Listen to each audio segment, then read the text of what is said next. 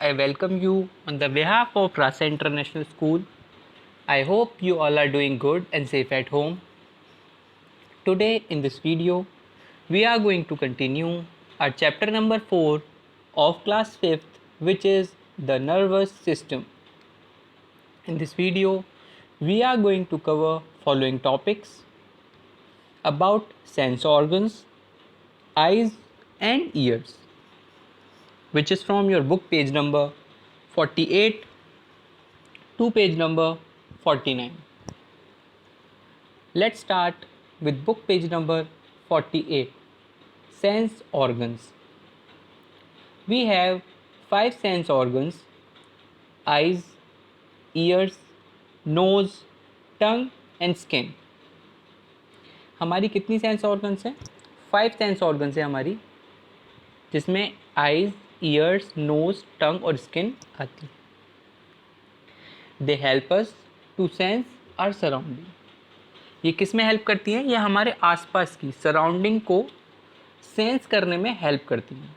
Like हमारी आई से हम क्या करते हैं? हम चीज़ों को देखते हैं.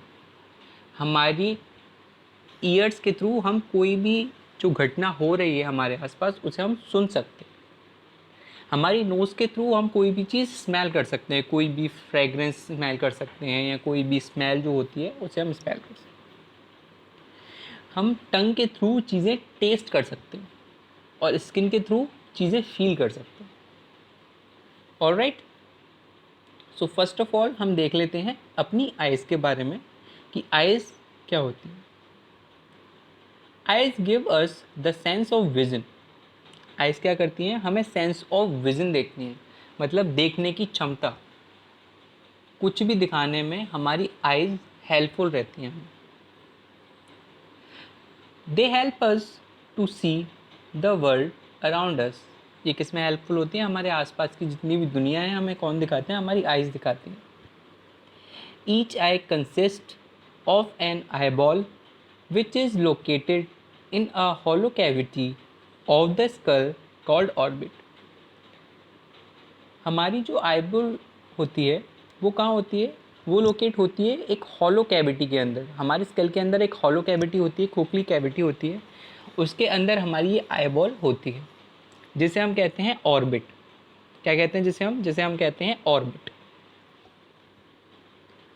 The eyeball is filled with a fluid that protects the eye from shocks and minor jerks. हमारी आईबॉल के अंदर क्या होता है? एक फ्लूइड, एक तरल पदार्थ होता है जो क्या करता है? जो हमारी आई को शॉक से बचाता है और माइनर छोटे मोटे जर्क्स, धक्कों से और झटकों से बचाता है. The eyelids and eyelashes protect the eyeball from dust. हमारी आईलैशेस और आईलिड्स ये हमारे आई को, हमारे आई बॉल को डस्ट से बचाती है. डस्ट को हमारे आई में, आई बॉल पर एंटर करने से बचाती है. The circular transparent area in the front of the I is called cornea. ये जो आप देख रहे हैं सर्कुलर पार्ट और ये ट्रांसपेरेंट पार्ट जो है इसे हम कहते हैं कॉर्निया. आई का स्ट्रक्चर जो है, सबसे पहला स्ट्रक्चर जो सर्कुलर है और ट्रांसपेरेंट है, इसे हम कहते हैं cornea. It receives light and send it to the inner part of the eye. Cornea part क्या करता है? ये लाइट को रिसीव करता है और आगे अंदर वाले पार्ट्स के आई में भेजता है. इसी में हम ये भी डिस्कस कर लेते हैं कि आई के कौन कौन से पार्ट्स होते हैं और उनके छोटे मोटे वर्क्स क्या होते हैं. So as we discuss, this is cornea. Transparent part, circular part, इसे कहते हैं कॉर्निया. कॉर्निया अब ये होती है आइरिस. This is iris. और आइरिस के जस्ट सेंटर में दिस इज़ प्यूपिल. ठीक है, प्यूपिल के थ्रू ही क्या करती है? इस प्यूपिल के थ्रू ही लाइट एंटर करती है. इस प्यूपिल के थ्रू, बिल्कुल प्यूपिल ऐसे, प्यूपिल के थ्रू लाइट एंटर करती है और लाइट एंटर करके कहाँ पर पड़ती है? इस रेटिना पर पड़ती है और रेटिना पर ही इमेज बनती है. कोई भी चीज़ अगर हम देख रहे हैं, अगर मेरी आँखों के सामने, मेरी आइज़ के सामने एक कप ऑफ टी रखा हुआ है ऑलराइट, तो कप ऑफ टी की इमेज कहाँ बनेगी? रेटिना पर बनेगी। कहाँ पर बनेगी? रेटिना पर बनेगी कप ऑफ टी की इमेज। और रेटिना पर बनकर ये ऑप्टिक नर्व्स का काम क्या होता है? जो भी मैसेज बन रहा है रेटिना पर, उसको ब्रेन तक पहुंचाने का काम करती हैं ऑप्टिक नर्व्स। ऑलराइट, सो एक बार पढ़ भी लेते हैं। The round coloured part is the iris. People have different color of eyes because iris can contain different color pigment. अब आपने देखा होगा लोगों के डिफरेंट आई कलर्स होते हैं। तो आई कलर्स इसलिए होते हैं क्योंकि हर पर्सन की जो आयरिस होती है ना, उसमें डिफरेंट कलर पिगमेंट हो सकते हैं। ठीक है, इस वजह से हमारा जो आई कलर है वो चेंज हो सकता है। The iris has an opening in the centre called the pupil. As we have discussed, iris के सेंटर में क्या होता है? प्यूपिल होता है। Light enters the eye through the pupil. और लाइट कहाँ से एंटर करती है? लाइट यहीं से एंटर करती है आई में, प्यूपिल के through. At the back of the I the image is formed on retina. और आई के जस्ट पीछे क्या होता है? रेटिना होता है, जिस पर इमेज फॉर्म होती है। The optic nerve connects the eye to the brain. और जो ऑप्टिक नर्व होती है वो आई को ब्रेन से कनेक्ट करती है। Message from the retina pass to the brain through this optic nerve. और जो भी मैसेज है रेटिना का, मतलब जो भी इमेज फॉर्म हो रही है रेटिना पर, वो ऑप्टिक नर्व भी ब्रेन को पास करती है कि ये इमेज बन रही है। Alright, now let's discuss about the taking care of the eyes. How we take care of our eyes. It is very important to take good care of eyes. Read in proper light. Reading in too bright or too dim light may harm the eyes. हमें क्या करना चाहिए? जब भी हम read कर रहे होते हैं या जब भी हम पढ़ रहे होते हैं, तो हमें प्रॉपर लाइट में पढ़ना चाहिए, ना ही बहुत डिम लाइट में पढ़ना चाहिए और ना ही बहुत ब्राइट लाइट में पढ़ना चाहिए। दोनों हमारी आई के लिए हार्मफुल रहते हैं। Do not read in a moving vehicle as it strains the eyes. हमें कभी भी मूविंग व्हीकल में नहीं पढ़ना चाहिए, क्योंकि ये हमारी आंखों पर क्या करता है? जोर डालता है। Do not rub your eyes if they are itching. Wash your eyes with clean and cold water. कभी भी अगर आपकी आइज़ में इचिंग हो रही है तो उन्हें हमें रब नहीं करना चाहिए, हमें उन्हें क्या करना चाहिए? कोल्ड वाटर से वॉश कर लेना चाहिए, कोल्ड एंड क्लीन वाटर से वॉश कर लेना चाहिए। Do not use someone else towel and handkerchief to clean your eyes. हमें कभी भी किसी की टॉवल और हैंकरचिफ यूज़ नहीं करना चाहिए अपनी आइज़ को साफ़ करने के लिए, आई को क्लीन करने के लिए। Watch television from a distance of at least 6 feet. हमें टेलीविज़न कितने दूर से देखना चाहिए? एटलीस्ट 6 फीट की दूरी से हमें टेलीविज़न देखना चाहिए।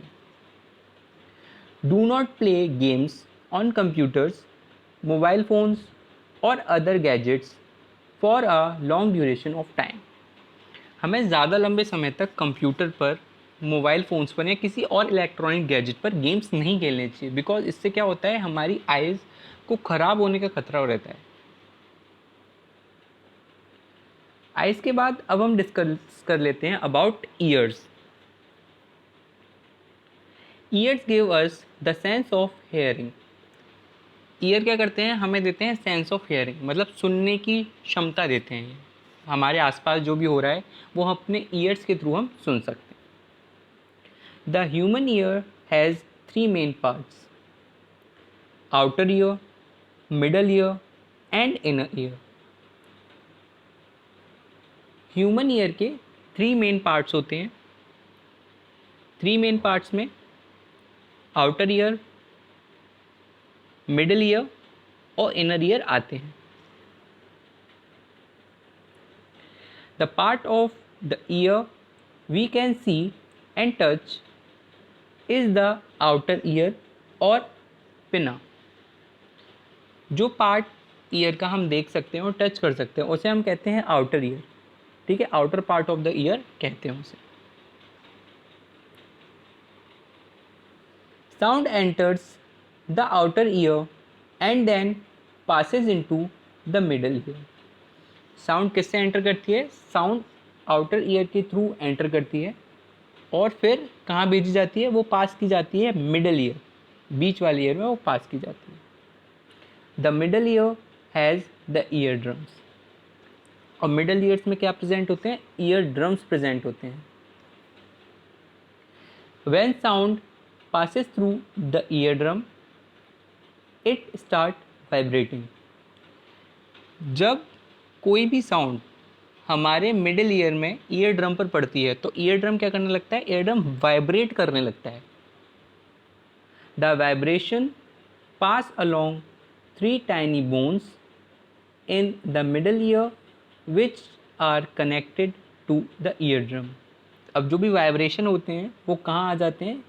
3 छोटी बोन्स होती हैं हमारे मिडल ईयर में, वहाँ पर क्या हो जाते हैं? जो ईयर ड्रम से कनेक्ट होती हैं वहाँ पर पास कर दिए जाते हैं ये vibration. The vibration then pass into the inner ear और कोहेला। और ये जो वाइब्रेशन होते हैं अब वो कहाँ आ जाते हैं? वो अंदर इनर वाले ईयर में आ जाते हैं। In this part of the ear, the vibration produced by sound transform into nerve signals. Inner ear of the part में क्या होता है? इसमें जो भी वाइब्रेशन प्रोड्यूस होते हैं उनको किस में? साउंड में ट्रांसफॉर्म कर दिया जाता है नर्व सिग्नल्स के थ्रू। Nerves in the inner ear then send this signal to the brain. और जो भी नर्व्स होती हैं हमारे इनर ईयर में वो क्या करती हैं? ये सारे सिग्नल ब्रेन तक पहुंचा देती हैं। कहाँ तक पहुंचा देती हैं? ब्रेन तक पहुंचा देती हैं सारे सिग्नल्स को। Taking care of the year. अब ये डिस्कस कर लेते हैं कैसे हम अपने ईयर की भी टेक केयर कर सकते हैं, कैसे हम अपने ईयर को बचा सकते हैं डैमेज होने से। Dry your ears with a dry towel और क्लोथ आफ्टर टेकिंग बाथ। हमें हमेशा नहाने के बाद अपने ईयर्स को ड्राई टावल से क्या करना चाहिए? ड्राई करना चाहिए। Do not clean your ear with sharp objects such as hair pins, pen, pencil और टूथपिक। कभी भी हमें अपने ईयर्स को हेयर पिन से, पेन या पेंसिल, कोई भी जो शार्प ऑब्जेक्ट्स होता है उनसे क्लीन नहीं करना चाहिए, बिकॉज इससे हमारे ईयर ड्रम्स डैमेज हो जाते हैं। अगर ईयर ड्रम्स डैमेज हो जाएंगे तो we are unable to listen anything. Consult a doctor if you have an ear ache. अगर आपको कान में दर्द होता है then you should visit to the doctor. Alright, so I hope you understand all these things. Thank you so much for today. I hope you all are doing great at your homes. Admissions are open. Kindly contact for more information.